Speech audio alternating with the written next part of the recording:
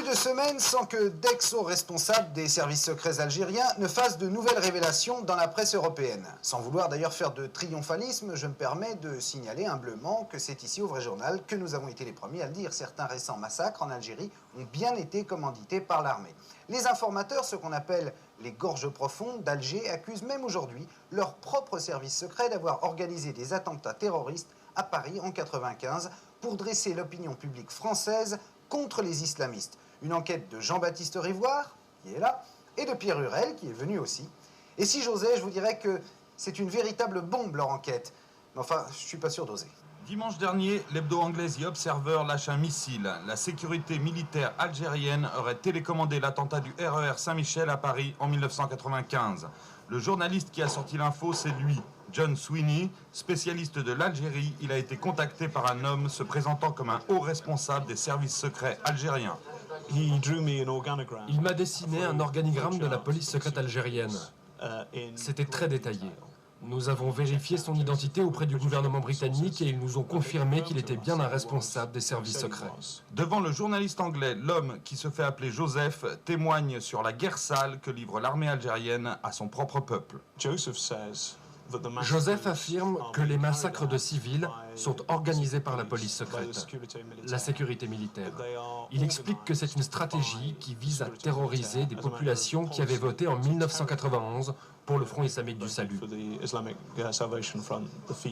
Il y a quelques semaines, un jeune déserteur algérien contacté via d'autres réseaux nous racontait déjà comment il avait vu ses amis, commandos parachutistes, se déguiser en islamistes pour massacrer des populations civiles. Ils étaient déguisés et ils retiraient leur barbe. Je ne comprenais pas trop ce qui se passait. Ils avaient des traces de sang sur leur tenue de combat. 3 semaines avant ses déclarations à l'Observer, Joseph, notre agent secret algérien, témoignait déjà sous un autre pseudonyme dans l'émission phare de la principale télé du Golfe.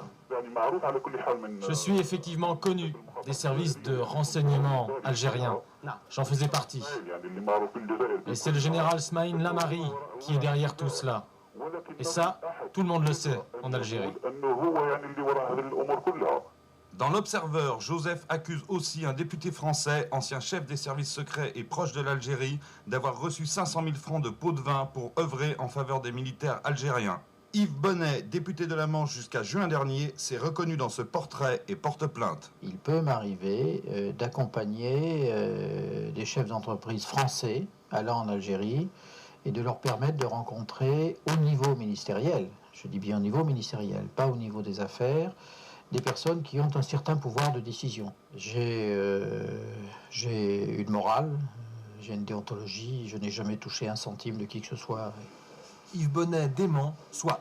Mais à en croire l'ancien numéro 2 de l'ambassade d'Algérie en Libye, aujourd'hui réfugié en Europe, acheter des journalistes ou des députés est une pratique courante des ambassades algériennes. Il y en a pas mal de journalistes, surtout. Aussi parfois des hommes politiques, des députés, pour faire le lobbying.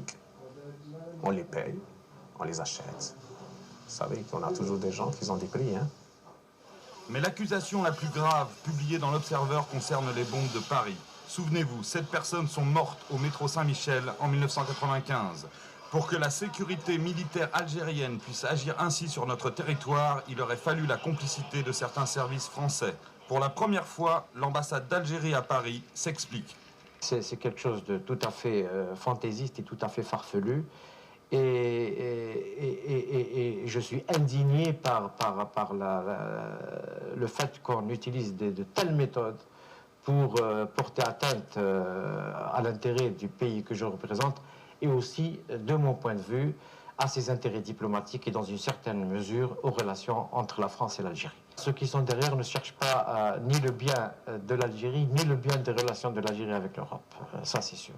Suivez son regard, les affirmations de l'Observer seraient téléguidées par un pays qui cherche à dresser l'Europe contre l'Algérie. Notre diplomate dissident, lui, confirme les révélations de l'Observer.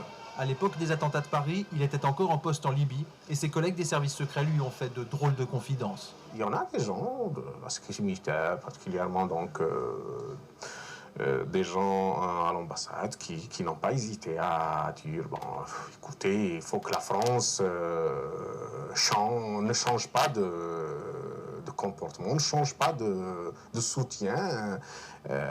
Il faut les faire, vous allez dire, les conduire dans un sens donné. Je crois que les bombes, c'était surtout pour que la France ne change pas de position, ne change pas de ce soutien aussi précieux et inconditionnel pour le régime algérien. Alors, révélation ou manipulation? Selon nos sources, les services secrets français confirment que Joseph est bien celui qu'il prétend être, mais s'étonnent que cet informateur anonyme, exilé à Londres depuis 2 ans, ne parle qu'aujourd'hui. Au ministère de l'Intérieur, on ne fait pas de commentaires. Zone d'ombre, service, dossier noir, les relations franco-algériennes ont besoin de lumière. Bon, si le vrai journal est un journal d'opinion, c'est aussi un journal de contradiction et un journal de conviction. Là, ce qui est étonnant, c'est que vous partez ensemble faire le reportage et que quand vous revenez, vous n'êtes pas d'accord. Donc c'est l'occasion de faire un débat et le sort te désigne. Jean-Baptiste, toi tu es plutôt partisan de la thèse qui dit que ce sont les services secrets algériens qui ont placé des bombes à Paris en 95. En tout cas, la thèse est énorme, mais elle n'est pas complètement nouvelle, parce que déjà en 95, certains services français s'étaient demandé si les services algériens n'étaient pas impliqués. Alors, bon, c'est troublant. En plus, nous, on a trouvé quand même un diplomate algérien, un ancien diplomate algérien à Londres, qui témoigne à visage découvert et qui confirme les propos de l'Observer, en assumant avec son nom, etc. Donc, moi, je trouve ça troublant. En fait, c'est exactement ce que je viens de dire, Jean-Baptiste. C'est le fait que les services français, sur notre territoire, ils savent tout, et surtout avec la sécurité militaire algérienne, avec qui ils travaillent main dans la main. Et j'arrive pas à croire, je peux pas penser que nos propres agents aient pu tolérer qu'on assassine comme ça des civils au hasard dans un métro à Paris. Et quand l'ambassadeur d'Algérie dit qu'il y a peut-être une puissance étrangère qui verrait d'un bon œil... Je veux pas passer pour pro l'ambassade d'Algérie, c'est pas ça, mais c'est une thèse qui tient debout. Il faut chercher le mobile et à qui profite le crime. Le mobile, c'est le pétrole. Le Sahara a été exploité à peine au quart et il y a des réserves de pétrole énormes. Qui est-ce qui a envie de ce pétrole? Les États-Unis. Ils ont déjà l'Arabie Saoudite où ils ont un petit régime islamiste qui le contrôle et qui leur donne tout le pétrole. Il y a une boîte qui s'appelle Exxon, qui est une énorme boîte américaine qui s'est installée il y a 1 an en Algérie. Et s'ils pouvaient pourrir les rapports entre la France et l'Algérie, avoir un régime islamiste qui leur donne une concession dans le Sahara, les Américains, ils seraient très contents. De là à penser que la CIA, et la CIA, c'est pas des amateurs, hein, puisse télécommander avec le fils des déclarations de ce genre, moi c'est ce que je pense. Mais ça c'est vrai que ça peut arranger les Américains. Mais ça ne veut pas forcément dire que l'Observer se plante. Ça ne veut pas forcément dire qu'il se plante. Souviens-toi, en 95, Jean-Louis Debré, après les attentats, il fait une déclaration en disant « Toutes les hypothèses sont ouvertes, y compris éventuellement que ce soit les services secrets algériens ». Et puis juste après, il dément. Enfin, il a quand même dit, ce qui veut dire qu'en haut lieu, dans le gouvernement français, on s'est posé au moins à une époque la question de savoir si c'était pas vrai. C'est vrai, on va continuer à bosser. Vous allez repartir tous les deux là-bas, quoi. Si on est autorisé à y aller. Bah, maintenant que Pierre est copain avec l'ambassadeur, bon, ok.